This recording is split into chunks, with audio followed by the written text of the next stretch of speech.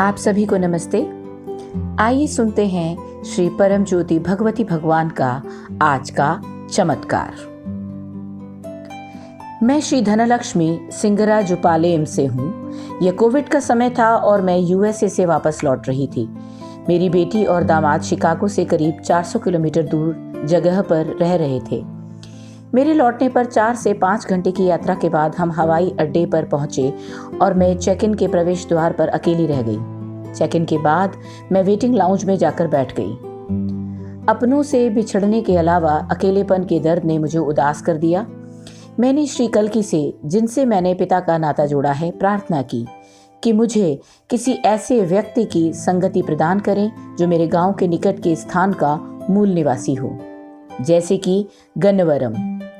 जल्द ही गन्नवरम की एक महिला मेरे साथ जुड़ गई और मैं उसके साथ बातचीत करने में सारे दुख भूल गई। जब हम बातचीत कर रहे थे तो उसने मुझे बताया कि बिना कोविड मुक्त प्रमाणीकरण के लोगों को उड़ान में चढ़ने की अनुमति नहीं दी जाएगी।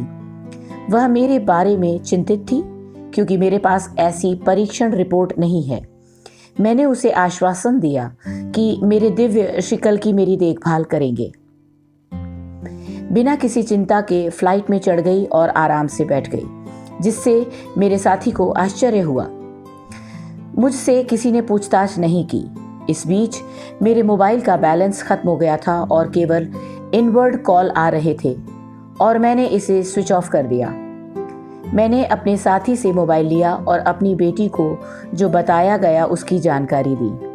अब मेरी बेटी और दामाद ने सरकार के कुछ उच्च अधिकारियों से संपर्क किया और मेरे विषय में बताया और मेरी यात्रा को सुरक्षित करने में मदद करने के लिए कहा। बीच में किसी स्थान पर उड़ान का कुछ समय के लिए ठहराव था। वहां मुझे व्हील चेयर पर बिठाकर ले जाया गया। रास्ते में कुछ डॉक्टर मुझसे कुछ ऐसा सवाल कर रहे थे जो मुझे समझ में नहीं आया।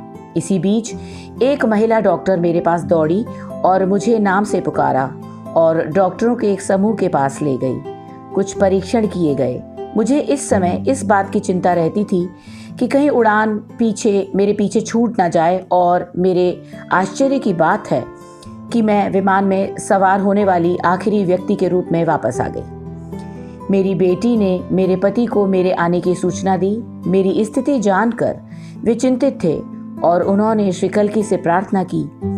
श्री अम्मा ने उन्हें आश्वासन दिया कि वो अगले दिन सुबह 10:30 बजे तक मुझे सुरक्षित ला देंगी। दरअसल मैं उस सुबह 10:30 बजे अपने घर में थी। जैसा कि मैंने अपने साथी को बताया, मेरे दिव्य श्री कल्की ने मेरी यात्रा का पूरा ख्याल रखा और मुझे मेरे घर सुरक्षित पहुंचा दिया। मैं श्री कल्की का हृदय से धन्यवाद करती हूँ कि उन्होंने मेरे जीवन में कृपा और चमत्कारों की वर्षा की।